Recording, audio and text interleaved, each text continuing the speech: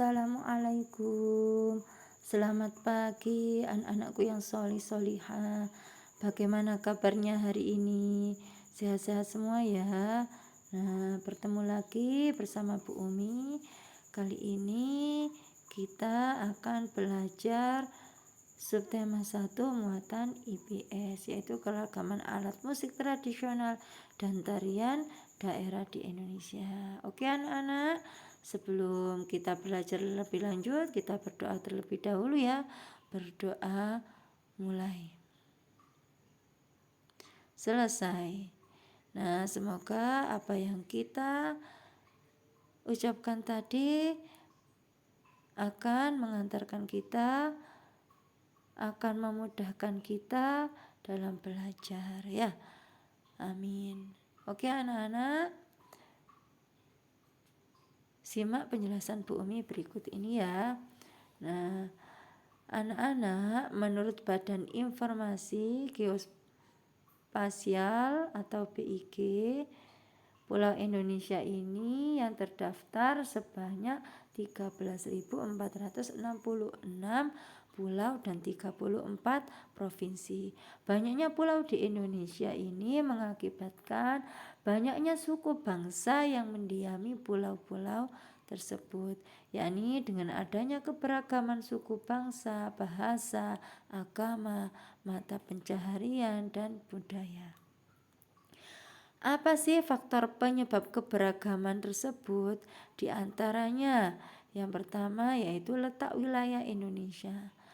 Letak wilayah Indonesia ini berada di antara Samudra Hindia dan Samudra Pasifik, serta di antara benua Asia dan juga Australia. Yang kedua, karena Indonesia ini merupakan bentuk negara kepulauan.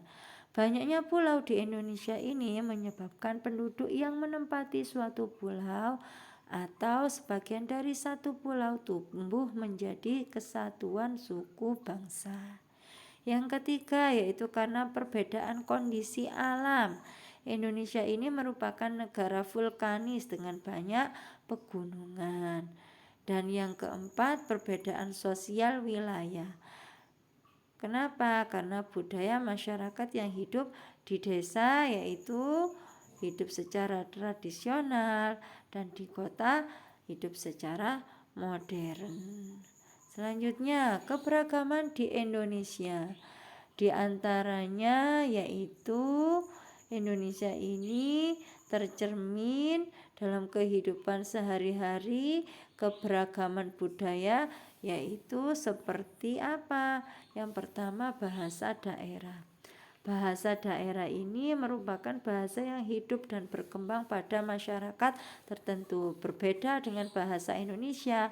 Kalau bahasa Indonesia adalah bahasa persatuan. Kalau bahasa daerah ini itu bahasa masyarakat daerah tertentu, misalnya bahasa Sunda, ada juga bahasa Madura, bahasa Jawa, dan lain sebagainya. Yang kedua ada pakaian adat. Pakaian adat adalah pakaian yang digunakan oleh masyarakat di daerah tertentu dan biasanya dipakai pada acara tertentu. Seperti apa ya? Yaitu pakaian ulos yang berasal dari Sumatera Utara. Ada juga pakaian adat Ule Balang yang berasal dari Nangro Aceh Darussalam. Nah, ini bentuk pakaiannya. Dan ada juga yaitu pesaan dari Jawa Timur. Nah, ini biasanya dipakai orang Madura. Selanjutnya, rumah adat. Nah, rumah adat merupakan rumah asli penduduk atau masyarakat suatu daerah. Seperti apa ya rumah adat itu? Nah, ini ada rumah gadang dari Sumatera Barat.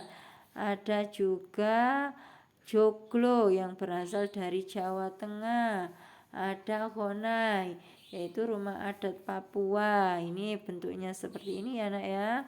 Ada juga tongkonan yaitu rumah adat Sulawesi Selatan. Nah, baiklah anak-anak, selanjutnya ada senjata tradisional atau senjata khas daerah tersebut. Seperti apa? Nah, ini seperti belati yang berasal dari Papua.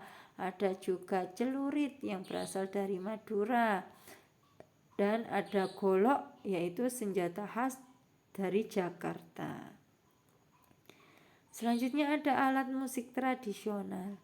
Alat musik tradisional yaitu alat musik atau seni suara yang terdapat di berbagai daerah Indonesia yang lahir dan berkembang serta diwariskan secara turun-temurun dari satu generasi ke generasi berikutnya. Alat musik tradisional biasanya digunakan sebagai pengiring dalam upacara adat.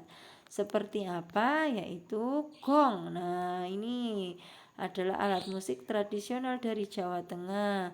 Ada juga bonang dari Jawa Timur. Ada lagi yaitu rebab berasal dari Jawa Barat.